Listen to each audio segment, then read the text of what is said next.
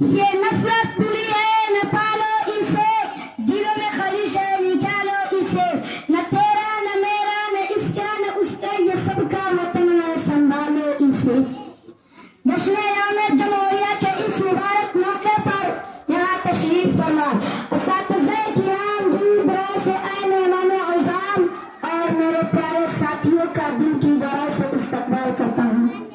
میں شکر گزار ہوں مدرسہ آزا کے معتمد مولانا شمس تبریز صاحب مفتاحی کا، جنہوں نے مجھے اس مبارک پروگرام میں کچھ کہنے کا موقع دیا۔ حضرات، انگریز تجارت کی غرض سے اس سرزمین پر قدم رکھے تھے، مگر آہستہ آہستہ تجارت کے نام پر رسوخ حاصل کر کے یہاں کے حکمرانوں کو دست پاک کر دیا۔ سیاست کا مالک بن کر لاکھوں کروڑ بے گناہ ہندوستانیوں کو موت کے بعد اتار کر ظلم و بربریت کی ایسی داستان دہرائی کہ جس سے چنگیز اور ہلاکوں کے داستان بھی پھیکی پڑ گئی۔ ہر جگہ سناٹا ہی سناٹا، خاموشی ہی خاموشی فضا نظر آ رہی تھی، اور یوں محسوس ہو رہا تھا کہ اب بھارت کے ستارے اقوام کبھی خصوص سے نمودار نہیں ہوگا اور ہمیشہ ہمیشہ کے لیے غروب ہو جائے گا۔ لیکن ظلم کی ٹہنی کبھی پھلتی نہیں، ناؤ کاغذ کی صدا کبھی چلتی نہیں۔ چنانچہ ہندو مسلم، ٹیپو سلطان، شاہ عبدالعزیز، سید احمد شہید، شاہ اسماعیل سعید، حضرت مولانا قاسم نانوتوی، حضرت مولانا سید احمد گنگوئی، حضرت مولانا ابو کلام آزاد، مہاتما گاندھی، جواہر لال نہرو، سردار ولبھ بھائی پٹیل، اشفاق اللہ خان، ان جیسے آزاد رہنماؤں کی قیادت میں لاکھوں لوگ نے اپنی جانوں کے نذرانے پیش کی۔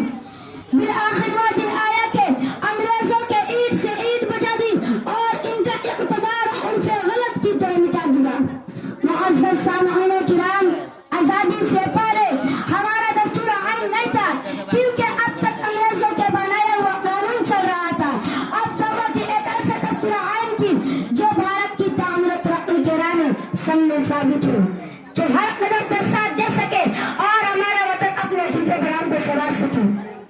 چنانچہ ایک کمیٹی بنائی گئی جس کا چیئرمین راجندر پرساد اور صدر ڈاکٹر بھیم راؤ امبیڈکر بنائے گئے، اور آئین کے نام مسودہ تیار کیا گیا اور ہمارے آئین 1950 کو پورے ملک میں لاگو کر دیا گیا۔ یہی وجہ ہے 26 جنوری قومی تہوار کی شکل میں جشن یوم جمہوریہ مناتے ہیں۔ ذات پات کے بھید بھاؤ کو مٹا کر ایک جگہ جمع ہو کر اپنے رہنماؤں کی تیاری کردہ دستور عام کے پاس سپاری کا ثبوت فراہم کرتے ہیں اور اس بات کی اعتراف کرتے ہیں کہ اور آپسی اتحاد و اتفاق اور یکتا کے دروازے ہمیشہ کھلا رکھیں گے۔ کبھی تہذیب کے رشتے کو ہم کٹنے نہیں دیں گے، کبھی تہذیب کے رشتے کو ہم کٹنے نہیں دیں گے، کسی صورت وطن کو ہم بٹنے نہیں دیں گے۔ اسی بات پہ اپنا بات ختم کرتا ہوں۔ ہندوستان زندہ باد۔ السلام علیکم و رحمۃ اللہ۔